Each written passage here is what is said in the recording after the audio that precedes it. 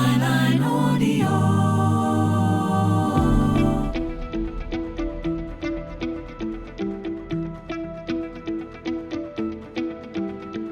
I'm Peter Jukes, co-founder of Byline Times, and I'm joined in the studio by the editor of Byline Times, Hardeep Matharu, and our political editor, Adam Bienkov. There's so much to talk about. On today's programme, we will be talking about the new print edition of Byline Times, which hits the shops tomorrow and your letterboxes today or tomorrow, and that's The Theatre of Cruelty. We'll be explaining a bit more about that headline. We'll also be looking back over some of the more salient political events of the last week, including a declaration on extremism by someone, a peer, former Labour MP who's rather dubiously funded, some more scandals about voter ID and voter suppression, and of course, first and foremost, a looming general election. So, Adam, you have your finger on the pulse. What do you make of it? For a long time now, the conventional wisdom in Westminster has been that Rishi Sunak would be best off waiting for something to come along. Something good to come Something along. good to come along. But the problem bad. is that every time something has come along in recent months, it's been bad. Okay. And we had the announcement today of inflation coming back to normal levels. But the downside of that is it looks unlikely that we're going to see a significant rate cut from the Bank of England, which means unlikely to get significant tax cuts, which means why bother waiting around until a fiscal statement in the autumn, which probably isn't going to happen. So just that plan, that plan A, as it were, was to wait till the autumn statement, Yes. give away some goodies in the form of tax cut or NI cuts, and then go to an election. And you're just saying the economics of this, inflation is down, but not sufficiently to allow a rate cut? Yes, absolutely. And there's other things that are on the horizon. So we've got the summer. In previous summers, the number of small boats crossing the English Channel have gone up significantly. That looks likely to happen again. Of the 5 pledges that Sunak set out when he became Prime Minister, only one of them looks likely to have been met, which is on inflation, which, of course, doesn't have a great deal to do with him, but he can trumpet that. And that's happened today. And so why not call the election now when you can talk about that? Because you've hit your one pledge. You've hit your one pledge. Why wait around for all of your other pledges to go sour? That's the logic, I think, that most people are working under. Just to let you know, this election phase, Hardeep, will be doing regular broadcasts of the campaign. So slightly outside Westminster, Hardeep, but obviously our editor knows in depth the policies, what's been going on with the mood of the country, what's been going on with the services, all kinds of things. What do you make of this moment? Are you relieved? I think that it's inevitable, really. Recent weeks, things seem to have been coming to somewhat of a standstill in terms of policy. You both know we have this running joke in all of our weekly news meetings where I turn to Adam and I say, is anything going on in Westminster this week? There's not much that's been happening. Quite a few announcements that we'll come on to about domestic extremism, which to me just seem quite extreme, as if the most outlandish policy ideas are just being put out there before time is up. So clearing the decks. Almost. Clearing the decks. I also think the defection from Natalie Elphicke from the Conservative Party. Obviously, it caused a lot of publicity for Keir Starmer. But I do think some of it negative. The prospect, some of it negative, the notion that a hard right MP would be crossing the floor to Labour was striking. And then we had Rishi Sunak doing the rounds of daytime television. He was on Loose Women in recent days, for example, on ITV. And again, just his interaction with the hosts of that programme in particular, what was coming through was he was being asked, people are having all of these problems right now with their day-to-day lives. And they were asking, what are you going to do about it? But more importantly, they were asking him, how do you relate to any of this? Yeah. Why would anyone think you relate to it? And he just didn't really have any answers. So you think he's partly detached? Yeah, I think Sunak as an individual knows his limitations. And I think they are even greater than the limitations people used to say about David Cameron, for example. Sunak can't relate to people. He can't connect to them. There's nothing he can offer factually in terms of how their lives will get better day to day and what he's doing about it.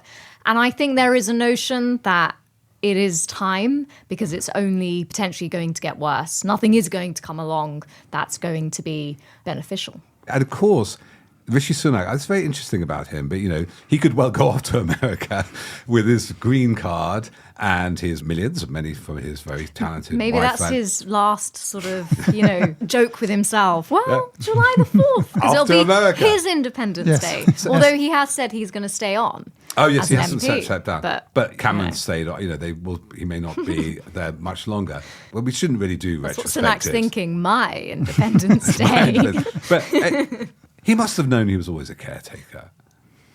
Prime Minister. I mean, the trust thing, Johnson was bad enough, was so disastrous, meltdown on the markets, pension funds not paying, gilts falling apart, that he and Hunt came to rescue thing and hope they might claw a bit back. I think that's fair. And I think to be fair to him, it's hard to think of another Prime Minister who's had a worse start to their premiership. I mean, he's made a big play of that, saying he's had this terrible inheritance. Of course, it's worth saying that he's inherited it from himself, because he was the Chancellor for a long period, albeit he didn't have any connection with Liz Truss's premiership. But yeah, so it's always going to be a difficult ask. But it's worth saying that his 5 pledges he announced when he first entered Downing Street, this kind of conventional wisdom was that they were all going to be incredibly easy for him to meet. And actually, he's failed to meet all of them, aside from this pledge on inflation, which again has very little to do with the Prime Minister. It's to do with global oil prices and the rest of it. And the Bank of England, yeah. Yes. He also talked a lot about trust and integrity, didn't he, when he came to office, obviously after the Partygate scandal and all of that. I mean, not only has it not really cut through with the public, I don't think anyone thinks he symbolises that either. Well, I think that was his best chance, was to kind of make a break, particularly from the Boris Johnson era, and actually follow through on that commitment. The problem is that the first thing he did as Prime Minister was appoint someone in Suella Braverman, who had literally been sacked days before. And he also later appointed David Cameron, who was the centre of a lobbying scandal, lobbying his former colleagues in government. And on a whole series of these scandals, he hasn't always been entirely straight. I think his record on honesty is not as bad as Boris Johnson's, but obviously that's not saying a huge deal at this point. No, I mean, his papering over the cracks, it feels quite paper thin. It might be worth looking at some of the events this week in terms of extremism, because he does... You would think at a moment like that, after Boris Johnson is trust, let's go back towards the centre. Let's show competence, trust, not having parties all the time, not crashing the economy, not being mates with Steve Bannon. And that's how he kind of, in a slightly awkward way, likes to present himself, isn't it? But time and time again, we see quite hard right policies. Let's talk first about Lord Wolney. Used to be John Woodcock. John Woodcock was a Labour MP who left the party in some disgrace. So I'm not saying anything defamatory. It was amid an investigation into his behaviour. He quit, saying that he didn't trust the investigation into him, and he then went on to be ennobled by Boris Johnson, among some other former Boris Johnson. Labour It's a very MPs. good precedent to get ennobled by Boris Johnson, that you've done something probably not ideal. And he did actually form a cartel, a consortium, interestingly enough, with a guy called Robbie Gibb, who is one of the chairs of the BBC, and William Shawcross, Lord Shawcross, who was Murdoch's biographer, big in the Henry Jackson Society reviewing Prevent, which took over, though we don't know the funding for it, the Jewish Chronicle. So it was interesting. He apparently has worked for groups, we can look in detail on Byline Times, Josiah Mortimer, our chief reporter, who knew Adam, have written about it. Ozzy had quite connections to fossil fuel interests. And defence interests as well. And defence. So suddenly has interest with the Israeli government, defence and fossil fuels. And what did this Lord Wolney announce this week? Well, he's been working on these proposals of anti-protest powers, essentially. Against environmentalists and protesters. And his report specifically singles out that protests have been targeting the energy industry and the defence industry, both of which he has close connection to. But this was not highlighted. This was not stated in the report that he has these connections. He also singles out lots of groups suggesting they are extremists, including Momentum, the Jeremy Corbyn supporting group. And the report was released under technical parliamentary procedure, which means that it's protected from allegations of slander and libel, so he can say what he likes about these groups. But it wasn't actually launched in Parliament. It was launched as... It wasn't launched in Parliament, no. Labour so far, they haven't seemed particularly keen on it. The Labour spokesperson today sort of pouring cold water and saying they believe that current laws need to be improved, but they don't see the case for further extensions of it. But it was interesting that the event that it was launched at was chaired by Peter Mandelson, who is an advisor to Keir Starmer. And there has been a thread of more authoritarian tendencies within the Labour Party, particularly New Labour years under Peter Mandelson. But I think Wolney in particular is just a slightly toxic figure for the party. I don't think they really want to be associated with him at the moment. And it was the policies, just to give an example of the Yes. kind of thing, that if you would be personally financially liable for a protest if it caused economic injury to the think tank or print works or a gas station or petrol, is that right? So it's making individuals personally liable. Well, I just go through some of the proposals. Yeah. So key among them is he wants to bring in powers to ban certain protest groups from organising or raising money if and when they are judged to be causing serious disruption. Now, the problem with this is that he also wants to change the definition of serious disruption in order to allow police to outlaw a wider range of protests. Now, earlier in the week, we had a ruling by the High Court saying that the government's previous legislation on this actually went beyond the terms of the legislation, or how it was enacted went beyond the terms of the legislation, in a way that it was also covering protests which didn't cause serious disruption and are actually causing normal levels of disruption. And this was a proposal that was backed by a government minister today. They are in favour of lowering the threshold of what is counted as serious disruption. They also want to give new powers to businesses to allow them to sue protest groups for disruption that could potentially put protest groups in real sort of financial jeopardy and essentially have a real chilling effect on the right to protest, allow police to make protests groups actually pay for the policing of their own protests. That's another idea that ministers seem keen on. Also, powers to impose exclusion zones around Parliament and other democratic institutions in order to protect them from, in his words, unreasonable protest activity. Again, what is an unreasonable protest activity? That's the big question there. Also giving officers the power to ban or limit the frequency of protests on the grounds of cost, which again would be very arbitrary. If budgets are cut, then suddenly we can't afford to have the right to free protest in the UK, which would be quite an alarming. So it's quite as... I think that taken together, I mean, you can make arguments for and against the individual proposals, but taken together as a whole, I think it amounts to a de facto ban on most large-scale protests. Yeah.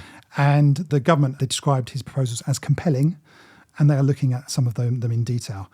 But as I say, Labour don't seem keen, and it looks unlikely that this will come into force before the general election. Hardeep, compelling compulsion. What did you make about this? And there's also Michael Gove, Communities Levelling Up Minister, what it is called now, is also going to make a speech about extremism. Do you see this as another example of the free speech gurus containing free expression, but also a kind of marginalisation, it's a micromanagement of groups, whether they people from different religions, different sexualities or genders, that the government seems to be pursuing? I mean, I think it was so striking when these proposals came out yesterday, because the right to protest is just so fundamental to democracy and so fundamental, I think, in people's minds to what Britain is about. Yeah. Speaker's Corner. The mother of strike. parliaments. Yeah. It just strikes me as this is so out of kilter with how people perceive our political system and the rights that still exist here. That for me, it gets to the heart of something else that's been going on. Because obviously we've had a decade of Conservative government. And I really think once the David Cameron era ended because of the Brexit referendum, and we had the Brexit era essentially right up until now with Johnson, Truss, May and Sunak, I think what's happened is an underlying project, which hasn't always been explicitly stated, which is very much to do with Brexit, which is what is Britain? What do we want it to be about? What are its British values? And I think the Conservative Party in its most recent iterations have really been trying to push that and really watering down all the things that they perceive are not the direction the country should be going in. The woke stuff. But things that are just fundamental. So not only warping democracy in terms of rights, but also norms and conventions that have always governed how politics is. But also this relentless focus on the Rwanda scheme, immigration, Brexit was all about that, to be frank. And this notion that we are not that country, that people are just going to come to and exploit. Again, that exceptionalism of where Great Britain, we will be on our own and stand on our own. These are fundamental things. This notion of our diversity and the country that's always been there for others to come to, as well as democracy and our rights. I mean, that's not just about what's happening in terms of protest. We've seen all kinds of attacks on the judiciary, lefty lawyers, civil servants. Lanyards. Well, exactly. And then again, and then we have all the war on woke with all of that, all those cultural war fronts. So that's for very me, interesting. it's like the underlying project when we look at the election that's now going to come up, when we look back on this era, the thing that worries me most is not even all these developments that have happened, which at each point have caused problems. But I think there's something about the underlying fabric that the Conservatives have been trying to change. They've been trying to change it as they have changed as a party. And it would be really interesting to see whether that is overwhelmingly rejected at the ballot box and whether the government that comes after this one will try to get back is not the right term, but revitalize what we were always known for as a country. But I think that'll be particularly interesting to do. Now we've had Brexit, so there have been real changes. But what is going to happen? And I think at this moment in time, people themselves feel like, what have we become under these politicians? Yeah, I mean, I would agree with that. And I think this general election is potentially a sort of test of what politics is really about.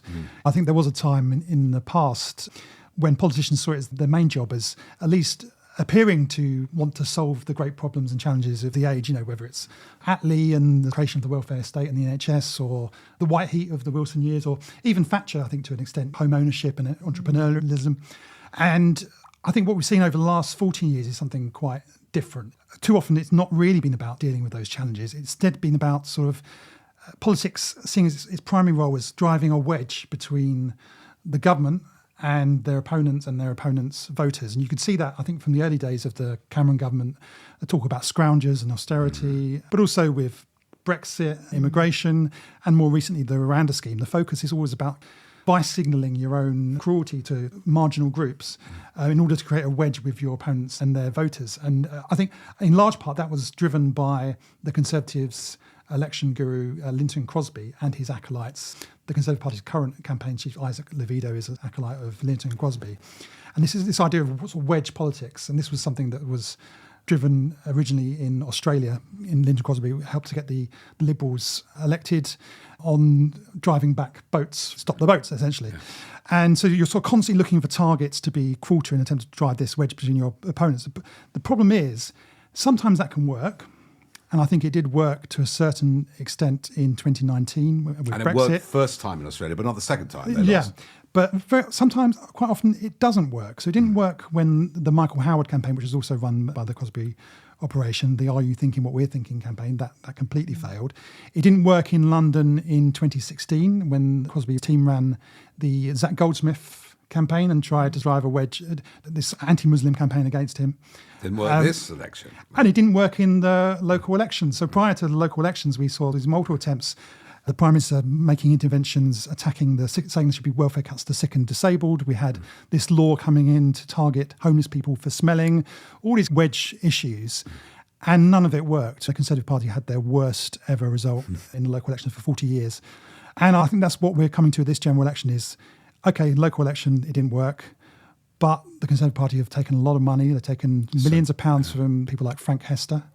Who said that Diane Abbott should be shot, that he should be indeed apologised. And we saw the sort of campaign they tried to run in London and other parts of the country. That was on a small scale. We can see that on a much bigger scale.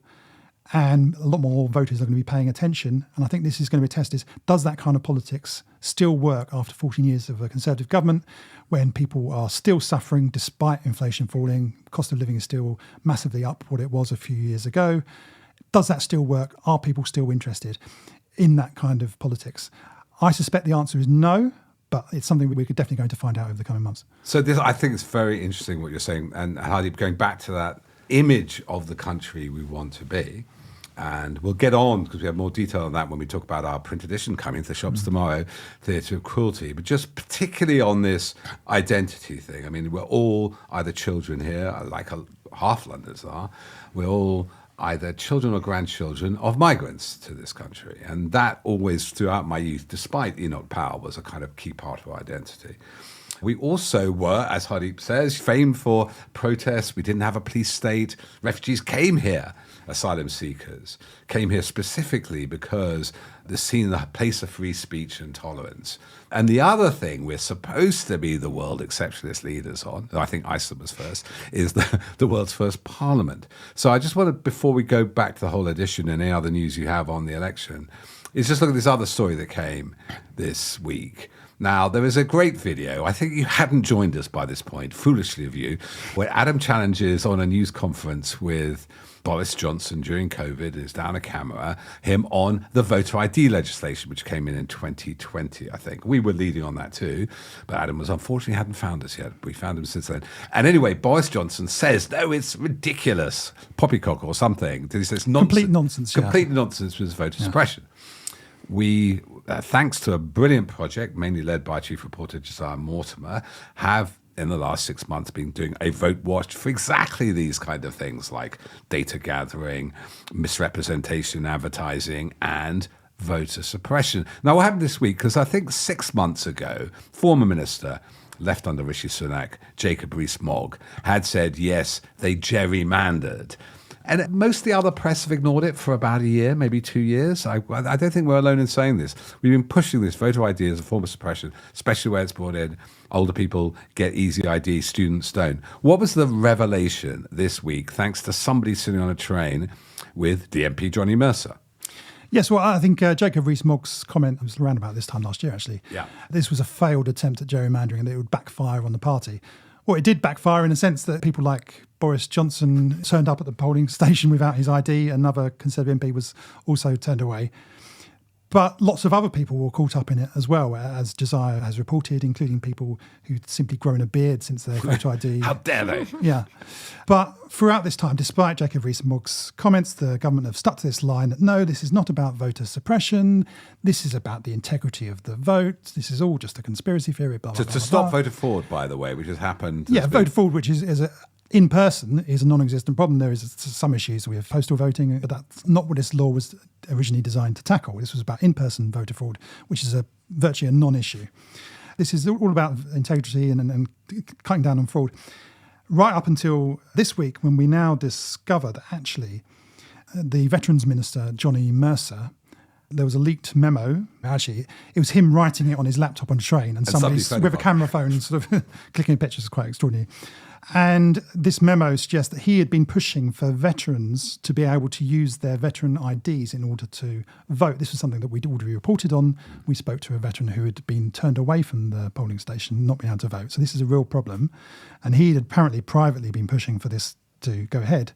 But he revealed that this had been blocked by Number 10 and those around Rishi Sunak because they feared it would, quote, open the floodgates to other groups and in particular students being able to use their forms of ID. And therefore voting. In order to vote. Perish the thought that students should be allowed to vote. They can't vote, can they? What on earth is they thinking? So yes, I think this combined with the Jacob Rees-Mogg comment completely gives the game away. But of course, even now, this has received very little coverage. And that's a sort of lobby briefing today when this issue came up. Most of the questions were about Johnny Mercer not wearing socks on the train, rather than the sort of substance of the issue, which is this is actually an attempt at voter suppression quite clearly. Yes. So other journalists were interested on him not wearing socks and not the fact that... They're treating it as a joke, and even the Times coverage, who the Times sort of broke this story, it was buried buried in the story. They focused on his criticisms of Sunak, which, fair enough, but this is also, I would suggest, a bigger story. A minister being unhappy with the Prime Minister is a fairly normal thing, privately unhappy. This is a revelation of attempted voter suppression. Whether or not it's worked, we don't know, because we don't know exactly how many people have been turned away. Although we do know that people have been turned away. It has had an impact. Yeah. What we don't know is which party has benefited. Jacob Rees-Mogg suggesting it may actually have helped the opposition, but we don't know. And it's the difference, the swings are so big that it might not. Yeah. But at the margin, it could have made a difference. Some seats we've calculated it could, where people won by few. At the very least, it's disenfranchised people who shouldn't be disenfranchised. Which I was going back to Hardeep and this identity. That is the very fundamental principle of it, was it? We don't rig the system after rotten boroughs. It's the increasing suffrage, one person, one vote. Women get 100 years ago, the vote too, no property rights. And I cannot remember except in American politics, obviously maybe in Turkish politics, I'm not even going to Turkey, but where there are questions, or particularly now in Russian politics, of fixing the vote, of suppressing the vote. Very American technique, especially this charged American politics. ID, different states have ID. We know, going back to Florida, those hanging chads and central districts weren't counted, whatever, they couldn't read, and that's made George Bush won the presidency instead of Al Gore. But this is the first time I can think of it in British politics being so blatant. And what does that say to our identity, Hardeep? It was always interesting when it was introduced, as Adam says, because the justification given for it was to crack down on voter fraud. And I think there are only, in the last general election, 5 instances of people even being pursued for that. I think it was one conviction in 2019. And one conviction, yeah. So 5 investigations, and so it's not one conviction. really a problem at all that was necessary. I do think, again, it points to this extreme move of the Conservatives in recent years in terms of taking politics more to the extreme. Yeah. I think the American influence is also relevant. But I do think it comes down to this, as a very important point Adam just made, that story was published in the Times in the last 24 hours. And today at the lobby briefing, members of the press were joking about it. I think this is the key thing. Yeah. If you introduce something where there's no real justification, it really is quite a tactic to potentially suppress votes in your favour. Well, they're admitting to it. Let's be clear. That floodgates. Obviously. But I think now we know. Yeah. But at the time, why would a government think it could pass such legislation? Because it's fully aware that there isn't going to be any scrutiny of it in the media. Said by Adam. Yeah. I mean, there isn't, because none of these newspapers are saying this is completely outrageous. It's not just a problem of implementation, because as the new edition of Byline Times chronicles, the May elections saw many problems of implementation. So there are issues there, but this is of intention. Yeah. Why is this law even in place? And that is because when you don't have a check on power, when none of the newspapers are going to follow up and say, well, why have the Conservatives brought this in? Then they'll just do it. And it's extraordinary that it is still happening literally to this day. There's a culture of impunity, which you've also written about, Peter, in this edition. Yeah, which is the problem. It's now online, and I did just before coming in, Adam, in a moment, but wrote about how the phone hacking trial, how Rebecca Brooks being found not guilty, that has led to a decade of deceit and impunity and cover-up. And then I pointed out the vote leave. There you had Sunday Times Murdoch columnist Michael Gove pictured next to the other vote leave, the Telegraph columnist and former Spectator editor Boris Johnson. Sorry, what were you going to say, Adam? On the voter ID, I completely agree with what Hardeep's saying. And the net effect of that lack of scrutiny is we're probably now stuck with this law.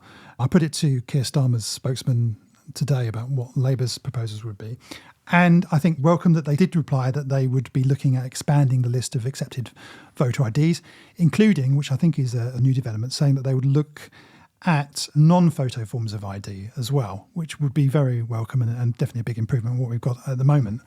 But they're not saying they're going to scrap it altogether, because once these things are put in and there's not a huge pushback against it, which there certainly has not been a huge pushback against it from the established press, then it's very hard to wind these things back, and for why is that? even for an opposition party to come back, unless they take a principled position, which I think they should, to scrap it, it goes right down the list of priorities for an incoming Labour government. Reversing things rather than, and also people like power. So, for example, these extremism measure, you have Peter Mandelson, who you pointed out, along with Blunkett and Blair, was kind of authoritarian element in New Labour. Once people have the powers, they don't like to give them up. And Labour's always very keen on this ID card policy. Yeah. I think the issue is, does this actually make the problem better or not? Clearly, is making the situation much worse. As a principle, in terms of using your vote, using an ID or not, that's not really the point. The point is, what is the purpose of this legislation, which it seems to be to suppress the vote? And has it worked? Has it made things better or worse? It's clearly made things worse. It's interesting because, Adam, you said about wedge politics and how politics has shifted from being about actually trying to improve people's lives in practical ways to these culture wars and divisions being created in society that work in the favour of political parties and the people in them. And I think we've seen that same shift happening, mirrored in the media, because the newspapers, they would rather report on, obviously today they're going to report on the general election announcement, but generally, as Adam says, they'd rather report on Johnny Mercer disagreeing with Rishi Sunak. Or not wearing socks. Than they would on the nuts and bolts of what's happening with democracy. And there is a notion that, voter ID, of course there'll be problems with implementation of it. It'll affect a minority of people. Generally, who's going to be interested in reading stories about incidences of what exactly has happened, marriage certificates having been presented, people growing beards, veteran IDs.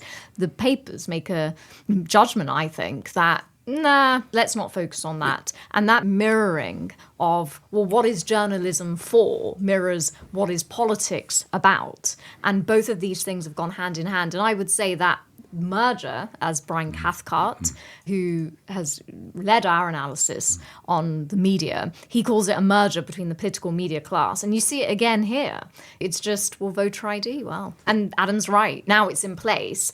It would be more effort to take it away and justify that. And it's already started to be implemented now. So can I ask you both? I mean, it is obviously an element. Our newspapers are predominantly owned by rich white billionaires who are non-domiciled overseas for tax purposes, predominantly right-wing, though there are left-wing or centre-left newspapers. So just taking the politics side, is it because it's easier? It's easier to make jokes about so-so shoes. It's easier to follow Boris Johnson didn't get. Rather than do the digging we have to do, get people at the polls, whether it's from PPE, those contracts, all the way to this Vote Watch we're doing, which there's a crowdfunder if you want to support us on Byline Times. The quick fixes are easier, but the deep things, we had a recent infected blood scandal, right? Suddenly everybody notices.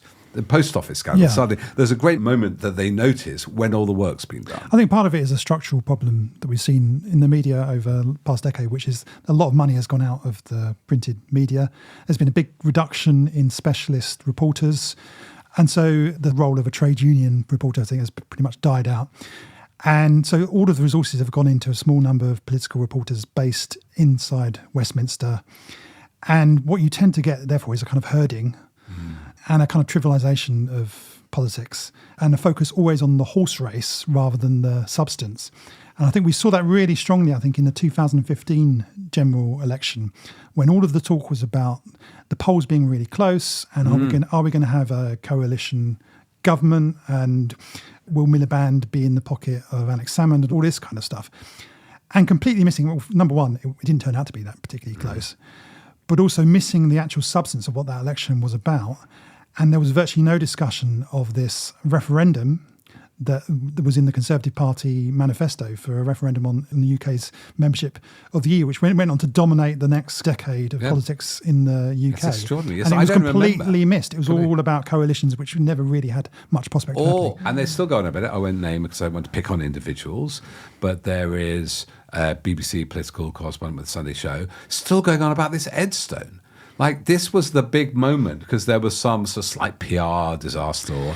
It's kind of treating politics as a sport, And this is this team and this is this team. Who's up in the league? Who's down in the league? What's the, rather than the actual substance, which I think is, and I think the public don't appreciate that. And I think that's why there's been a decline in trust in journalism and why people are turning away from most newspapers and not buying them anymore. I also think if those newspapers who reported on this Johnny Mercer leaked memo, so if it was really about the public interest, then they would be investigating what has gone on.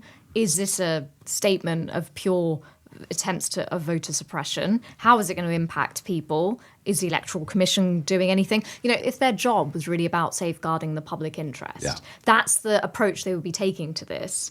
But it's not. That's why this relationship between the press and journalism is very important. And it comes at the cost of the public interest, I think. You can't get, in my mind, a better expression of public interest in the right to vote. Exactly. And the fact that most people skipped over, we don't want students to vote, presumably, because as the polls show, most young people have not appreciated the Conservative government. But that could be laughed away and ignored because, believe you me, if it was Corbyn's government and they were trying to get rid of the votes of people over 65, there would be an absolute torrent of this. It would be the end of the world. Well, we saw this recently, and it's in this print edition, with Natalie Elphick's defection. Yeah. didn't we, Adam, with how that was covered by newspapers like the Daily Mail?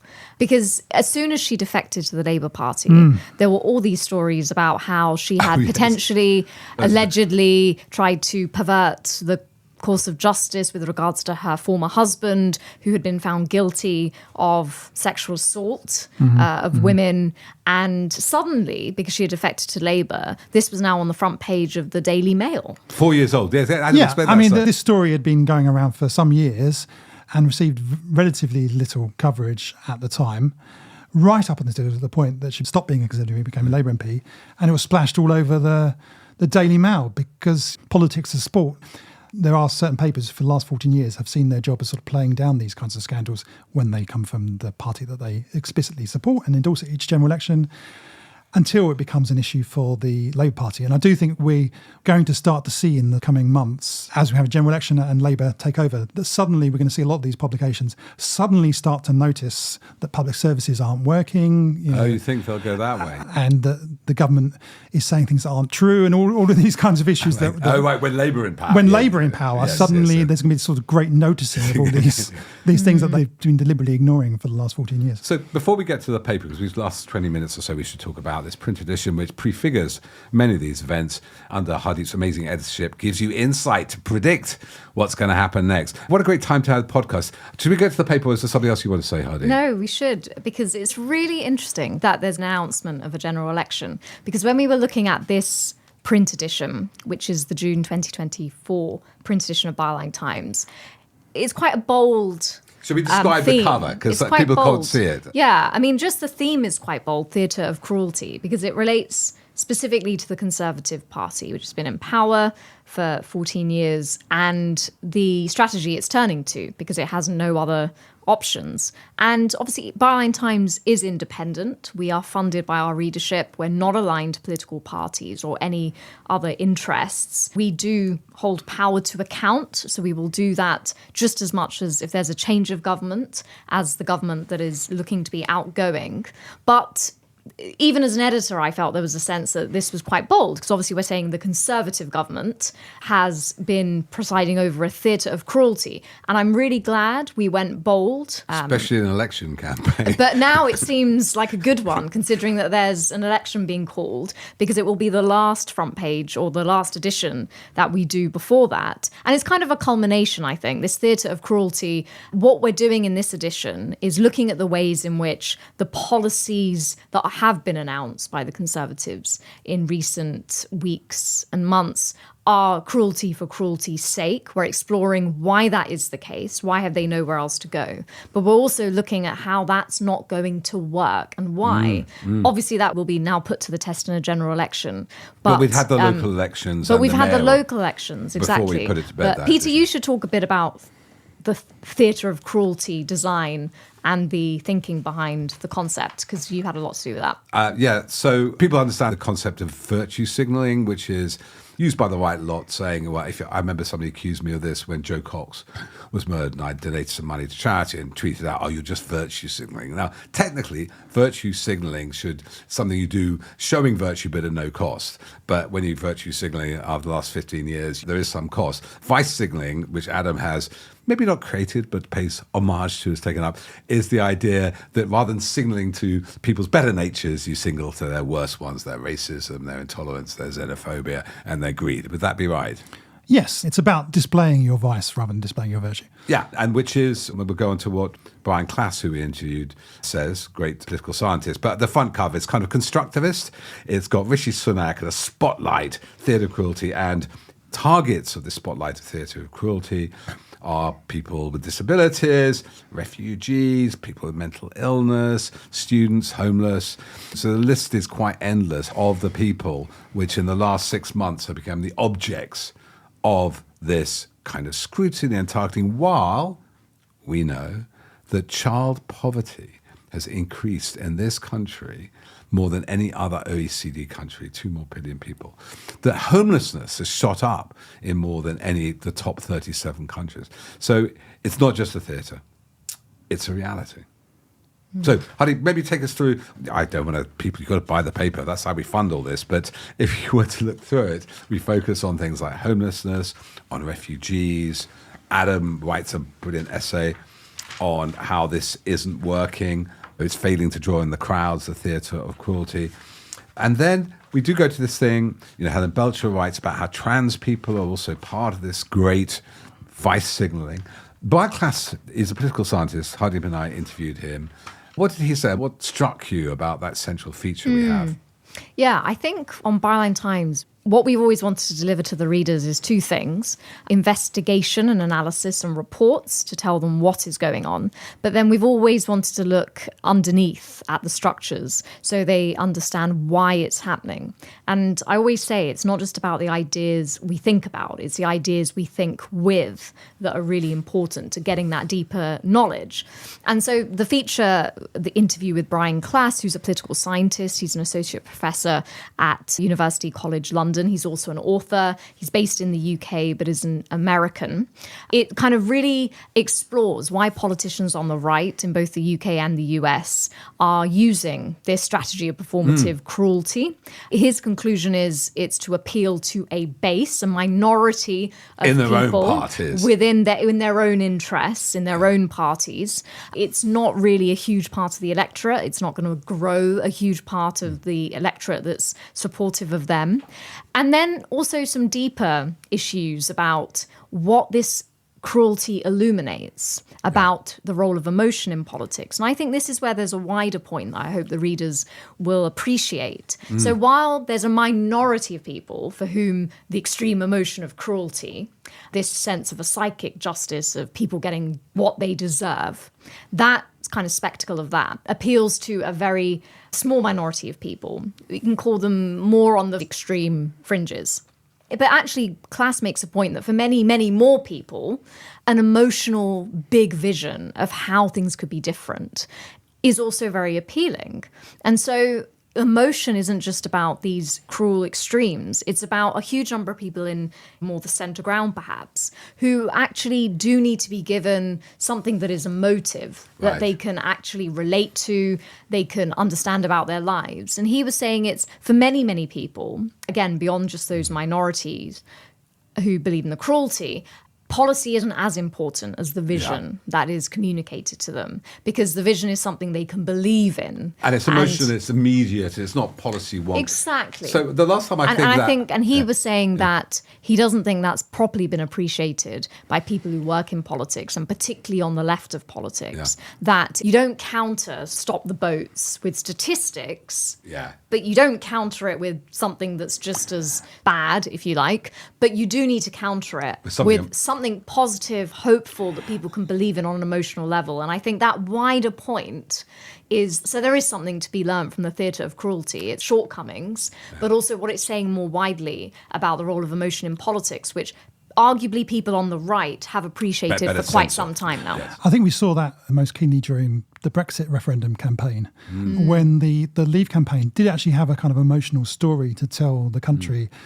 Some of emotion was about fear, so it was about sort of millions of Turks coming over. But some of it was a positive emotions of taking back control, sort of going out into the world, restoring Britain's greatness of previous decades and centuries. And the Remain campaign didn't have that story. They didn't try and tell the story about Britain's role in Europe and how it all stood together, that kind of emotional case. They never really made that argument. I think that was the fault of David Cameron and George Osborne and the wider Remain campaign. They relied instead on talking about the economy and statistics, and that's why I think the Remain campaign ultimately lost. The problem the government has got at the moment is they're trying to make a similar emotional messages about stop the boats, an invasion on our southern coast, as extremism, as Suella Braverman termed it. But there are other emotional stories that can be told at the moment, and that includes the 14 years of low growth, low wages. Stop the sewage. Going through COVID, people experiencing mental health, people experiencing hardship, people homelessness massively going up. And the emotional story that's been told about the government is that they don't appreciate that. They don't see that, and they're targeting the groups who have already been hit really badly over that period. And I think that's a big part of the reason why this theatre of cruelty hasn't worked for the government over recent months. You've interviewed John Curtis, the great pollster, veteran pollster, and he says people don't like free riders at certain moments, and especially when they think services are well-staffed and everybody's doing well. But when they're suffering, they have more empathy. We were talking about these vice signalling. the last time I can remember a positive image, right, of these three-word phrases, which is what you're saying, Hardeep, an emotional image which is accessible, embodies something without all the policy wonkery and statistics, is, of course, yes, we can. Yes, we can. Yes, That we had a little Obama. bit of that. Marvelous. 2008, that's the Obama campaign, of course. We became president for 2 terms. Before then, probably 10 years beforehand, there wasn't really the three-word phrases only came about. I think they all nicked them from Obama in the noughties. But before then, there was Tony Blair, education, education, education. That's 3 words, I suppose. Or things can only get better, which isn't 3 words. But we haven't, have we, from Starmer yet? There hasn't been time, there hasn't been the will. All we know is what we don't like. We just hope he won't be as bad. And maybe Labour have got it in the bag. There are interesting things in their manifesto which are yet to be revealed. I bet they're rapidly uncovering. And hints of positive things, speeches about culture. If you're talking that emotional language, Hardeep, do you see any signs of Labour having the positive language, the theatre of hope? Yeah, I think that they will need to accelerate on that. But I agree with what Adam is saying. I think just by showing a bit of empathy and a recognition that people have really been struggling, and that's, again, not a minority of people, that is quite widespread now in society, and putting them at the centre of an election campaign, I think that will go a long way in itself to stirring people's emotions. I then do think, though, on top of that, we ideally should see something which is a bigger vision for Britain. I mean, a lot has happened under the Conservatives' watch in the past 14 years. Brexit, the pandemic, our global role has changed, the economy, internally. I think so much has happened that Labour needs to be able to present, well, this is our assessment of where we are now and where we could go in the future. And some of that could be a nod to taking the best of the past with us, but also being open to a future in which we can keep evolving, even as we now live with Brexit and all that. And I think that the public will want to see that. I don't think it will be enough just to say, we understand everyone's suffering. Ideally, it would give a positive vision as well. I think that would stand Keir Starmer in the best stead going into power, that actually it's not just, oh, well, we didn't want the Conservatives anymore. They've got to come up with something. And I have a feeling we will hear more about that. Adam, the word was used around Obama and around Blair, was aspirational. Do you have any hints, as Hardeep's suggesting, there's anything yet aspirational? There was one 3-word phrase, I forget, which was quite effective. We maybe just briefly talk about this because Brian Class said this was what made Britain a little bit exceptional. The 3-word phrase I'm thinking of is clap for carers. And what Brian Class said, and he's American, who now married an English woman, lives in the countryside, is that Britain is on its knees, it's breaking apart economically, but its social cohesion is pretty good. And he says he feels the reverse in America. So do you see any signs of Starmer finding that aspirational message? Or if he doesn't, could you give him one? Well, not yet. I mean, I just sort of pick on one thing Hardeep said, which is about showing empathy. I think that is really important after what we've all experienced over the last 14 years. I think looking back at another previous general election campaign, which we haven't talked about yet, which is the 2017 general election, which we went into with Theresa May having a big lead, and she threw that away over the course of the campaign. And one of the key moments during that campaign was during an election debate, where she was asked by a nurse about pay in the NHS. And she said something akin to, oh, there's no magic money tree. Oh, right. And I think that really backfired. And that was something that came up a lot with voters and in focus groups at the time, that lack of empathy. And there was a magic money tree when she had gone and COVID contracts came. Yeah. So billions went out. And I think Sunak also struggles with that empathy. You rarely see him really kind of empathising with voters. In fact, you rarely see him with voters full stop. He's very bad at that. In a way, I think that other leaders have been much better. Even Boris Johnson, I think, was much better at that. But in terms of Labour's vision, we've seen very little at the moment. And actually, one of the interesting things about this general election campaign is that Keir Starmer's ratings are actually historically very poor for an opposition leader going into a general election. What they're counting on is that Sunak's are much worse. When you talk to Labour people, what they will say is that we don't necessarily need to offer this grand vision of the country. And actually, voters don't trust these grand visions. Right, yes. They've had a lot of them, because haven't the trust has been eroded so much over the last 14 years. They do want a government to come in and actually just make things work a bit better. The problem is That may be enough for the general election. Will it be enough to sustain a government in office over a long period of time? I think that's the big question, really. So we now face many more days in the studio now, a general election looming. Good timing for our next print edition, Hardeep. Just maybe, not the next print edition. Oh, I don't forget. At least the election result won't come in between us finalising the paper and delivering it. We are concerned, aren't we, just because of our past experience going back to 2016 with the referendum, of a mass of dirty tricks. That's why, if you can, go to Byline Times and especially subscribe. There's a campaign for Vote Watch. We'll be keeping an eye on things. We know a lot of that money will be spent slightly dodgy techniques, newspapers that appear to come from the Green Party, which actually are pamphlets from the Conservative Party, or newspapers aren't actually newspapers at all, data gathering. Whatever happens, it's an end of an era. It's very unlikely a Conservative majority government would be found, right? Also, a particular critical moment, thanks to the economy, thanks to war in Europe and disastrous things happening in the Middle East, quite a febrile time. What are our principles going forward? We don't want to be impartial. We want to be fair, don't we? I think quite fairly, that's due impartiality. We could say, this has been a terrible last 3 prime ministers who've done a lot to the country. And that's not taking sides politically, is it? That's just objective truth when it comes to the economy, to the services, to the pound. And we want to be objective and fair towards Labour and their manifesto. We're already criticising them. We're not on their side. I mean, Labour MPs, didn't they, said at the festival, with friends at the festival, I won't mention who she was, with friends like Byline Times, they said, we're not your friend. We're not your friend. But we'll also be fair, give them time. What's your sense of what the next 6 weeks are likely to be, and what's our angle on it?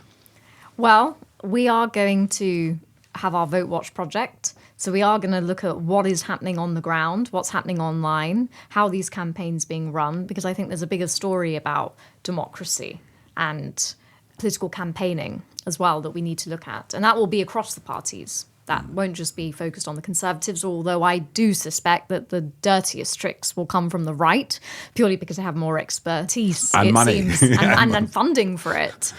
But yeah, I mean, as we've always said, we are independent. So the readership funds our work. And I think what they're funding is an independence of mind, as well as an independence of interests. And for that, we will always endeavour to bring them what is not being told to them elsewhere. But also, giving them the information that they can come up with their own thoughts about things. I mean, I think it is fair to say after 14 years, our country is in a bad way. That has happened under the Conservatives' watch. There's also an argument to be made that the Conservative Party we see today is not the Conservative Party that many millions of people who have voted for it for years would even recognise. So that is a story in itself. That's a nuance in itself. The Labour Party, it's been through quite a bit since the New Labour years. What is its identity now? I mean, we'll be unpicking all of this. But yeah, we have to be fair. We can't make false equivalents. We will always hold power to account, always. And it'll be interesting to see past the election campaign, how that plays out. But yeah, it'll be very interesting times for us, I think. And, I look forward to it. It'll be really interesting. So, Adam, Hardeep mentioned we'd like to inform people. We like to provide an informed electorate. In fact, really quite extensively, a compendium of Conservative woes, abuses of power, corruption, cronyism, voter suppression.